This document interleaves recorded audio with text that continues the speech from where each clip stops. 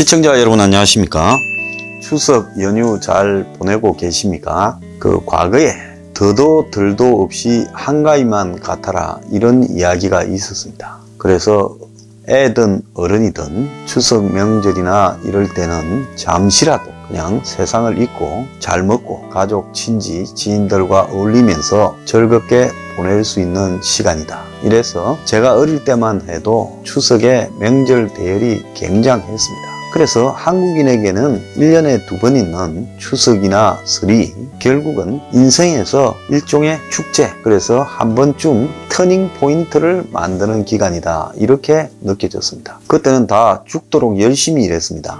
그래서 한 달에 한두 번도 쉬기 어려운 사람도 많았지요. 그런 사람들이 그래도 며칠을 쉬면서 한번 자신의 인생도 이렇게 되돌아보는 그런 계기로 삼았고, 또 추석과 설을 마치고 나면 직장에는 많은 사람들이 자리를 옮겼어요. 그래서 추석 설이 끝나고 나면 빠지는 사람들 때문에 회사들은 큰 애를 먹는 일도 있었습니다. 그거는 뭔가 하면 추석과 설을 지나면서 새로운 결심을 한다, 그런 성격이 있었던 거죠.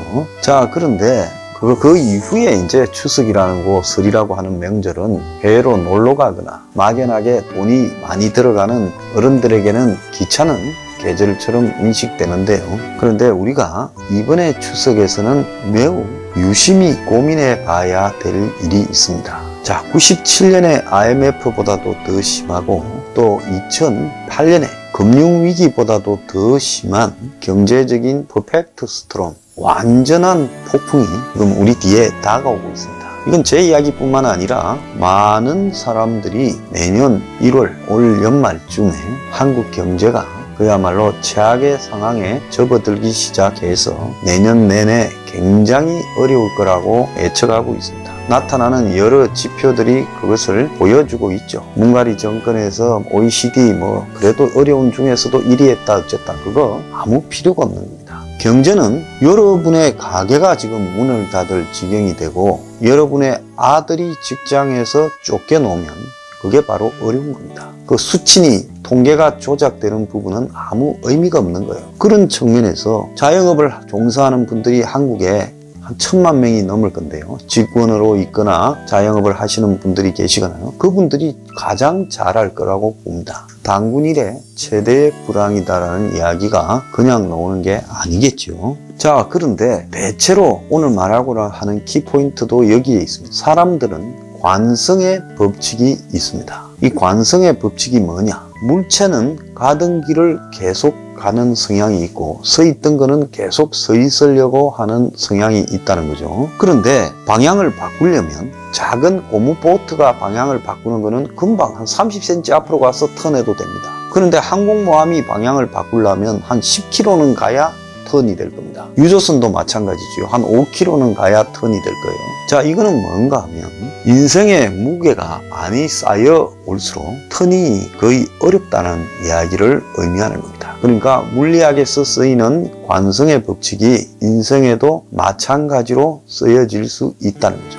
그래서 내가 20대 중후반이라고 하면 내가 방향을 바꾸는 거는 간단하게 내 결심으로 그냥 될 수 있습니다. 근데 30대면 더 어렵고 40대는 더 어렵고 50대가 된다면 인생의 방향을 바꾼다라는 것은 매우 위험한 결정이 될 수도 있죠. 그래서 이 관성의 법칙 때문에 사람들이 최악으로 접어들고 있는데도 불구하고 미련을 가집니다. 경제학에서는 이런 거를 매몰 비용이라고 이야기를 합니다. 그건 뭐냐? 지금까지 들인 노력이 아까워서 손을 떼기보다는 미련을 가지고 좀 더 가보자. 그러다가 이제 최악보다 더한 상황에 접어들 수 있지요. 그럼 폭포 끝에 서 있으면 내가 저항을 해도 물살에 휘말려서 폭포 밑으로 추락하는 거죠. 자, 그래서 인생이 이 크레바스 같은 거대한 낭떠러지로 추락하게 되면 그때는 내가 인력으로 그걸 되돌릴 수 있는 방법이 없는 겁니다. 그래서 이번 추석 연휴가요, 자, 지인을 만나든 그리고 고향에 가서 가족을 만나든 또 부모님을 만나든 친척분을 만나든 내가 인생에서 지금 어딘가로 떠밀려 가고 있다라는 생각이 드는 분들이 요즘 대한민국에 굉장히 많을 겁니다. 제가 이 추석 연휴에 덕담을 하고 이래야 되는데요. 그런 덕담보다도 여러분들이 인생에서 지금 터닝 포인트에 놓여 있는 분들이 너무 많을 거라 생각이 들기 때문에 나중에 손을 쓰지 못하고 밀려가기 전에 기회가 있을 때 이번 추석 연휴 기간에 과감히 고민을 하시라는 그런 제가 당부를 드리는 겁니다. 이 주식하는 사람들이 손절이라고 있죠. 어느 정도 손실이 났을 때 주식을 팔아치우면 본전이라도 챙길 수 있는데, 대다수는 조금 손실 났는데 한 20% 손실 났는데 내가 이 주식에서 끝까지 회복할 거다라는 미련을 가집니다. 근데 그 미련은 사실상 불가능할 수 있죠. 그렇게 들고 있다가 이제 그 주식이 휴지 조각이 되어 갑니다. 그래서 일찌감치 선수들은 20~30% 빠져도 딴 데서 벌지 생각하고 손절을 합니다. 그리고 손절한 다음에 리빌딩을 하죠. 다시 다른 싸움을 시작하는 겁니다. 그런데 손절도 못하고 리빌딩도 못하면서 추락의 흐름에 그냥 휩쓸려 가게 되면 이제 그때는 답이 없는 상황을 맞을 수 있다는 거예요.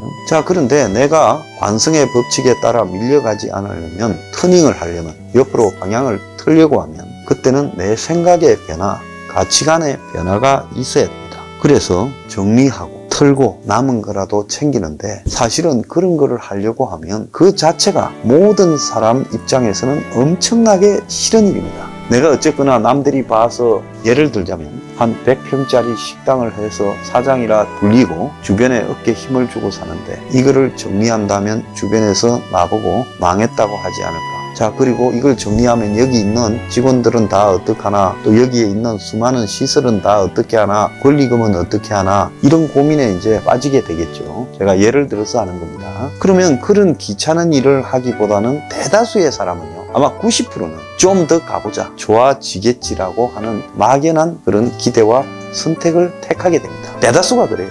그런데 세상 일은 사실 인간의 삶도 과학 같아서 어느 정도로 방향이 이렇게 정해지면 그 방향에서 개인이 탈출하거나 이탈하는 것을 어렵도록 만드는 속성이 있습니다. 그런데 탈출할 수 있을 때, 탈출하려고 하면, 자, 내가 이걸 문을 닫고 정리하고 폐업하고 사람 정리하고 이런 일들을 참 하기 싫죠. 끔찍할 겁니다. 아마 그 과정들이요. 그렇기 때문에 지금 정리하면 다른 새 출발을 할 수 있는 최소한의 자금이라도 건질 수 있는데 정리하지 못하고 밀려가는 거죠.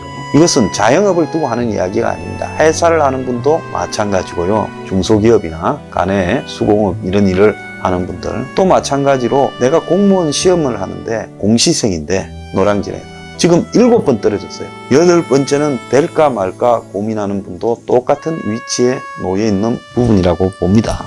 그 다음에 남의 시선을 의식을 한국 사람들은 굉장히 하죠. 그런데 솔직히 본인이 나중에 완전히 추락하고 나면 그 걱정하는 남의 시선은 나의 추락에 대해서 관심도 없습니다. 누구 망했다더라, 이렇게 이야기를 할 뿐이죠. 지나가는 소리로요. 그러니까 나하고 아무 관계없는 사람의 시선이나 평판을 걱정하면서 과감한 탈출을 못할 수 있는 거죠. 그리고 아까도 한번 이야기했습니다마는 이미 날아가 버린 회복할 수 없는 손해들을 대체로 집착합니다. 제가 지난번에 가운셀러에서도 이야기했는데, 중국에 유학한 여성분요, 박사하다가 중국의 사기꾼 교수한테 시달려서 박사 학위를 따지 못하고 오신 분의 고민, 똑같은 문제예요. 그분이 석사하고 박사 갔던 그 시간에 대해서 손실이 난 거는 손실이 났다고 과감하게 손절해서 매몰 비용을 감수했더라면 그분은 지금 와가지고 인생이 참 괴롭다, 부모님한테도 내가 얼굴을 들 수가 없다, 어머님도 나를 싫어한다, 뭐 이런 이야기들을 할 이유가 없었겠지요. 그런데 그분은 탈출할 수 있을 때 탈출을 주저함으로써 그 상황까지 몰려갑니다. 그래서 우리가 영화에서 보면 인생이 어느 날 갑자기 성공해서 대박을 치는 경우가 있지만은 현실에서는 인생에서 이 도약은 잘 없습니다. 그나마 인생에서 추락하지 않고 그냥 서서히 떨어져도 고맙게 생각해야 될 일들이 더 많을지 모릅니다. 자, 사회가 이제 성장의 시대가 끝나가고 장기 불황 저성장으로 접어들었고 어디 하나 편한 데가 없기 때문에 이 속에서 나만 독야청청할 수 있는 그런 부분은 내가 아무리 잘났다 하더라도 쉽지 않은 겁니다. 그래서 이제 그런 일들은 지속될 수가 없는 일입니다. 그걸 내가 꿈꾸고 있고 한 방을 노린다면 내가 차라리 복권에 내 인생을 거는 게 더 나을지도 모르죠.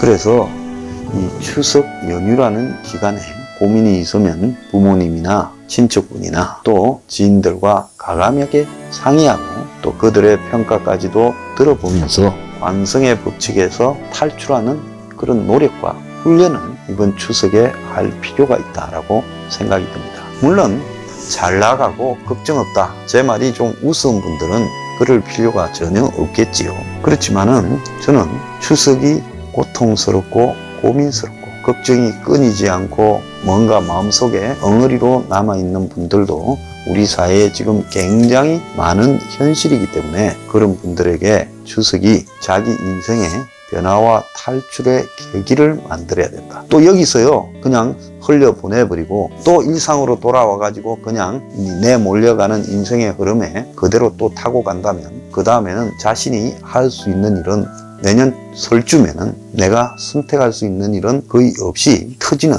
폭탄들을 내 스스로 감수해야 될 가능성이 매우 높아질 수 있습니다. 자, 그래서 이번 추석에 자신의 삶도 돌아보고요, 일도 좀 돌아보면서 방향 전환이 필요한 분들은 과감하게 방향을 전환할 수 있는 계기를 삼으시기를 부탁드립니다. 자, 남은 추석 연휴 잘 보내시고요. 또 이런 고민들을 하면 그만큼 또 더 얻는 것이 있을 거라고 믿어 의심치 않습니다. 자, 추석 연휴 잘 보내십시오.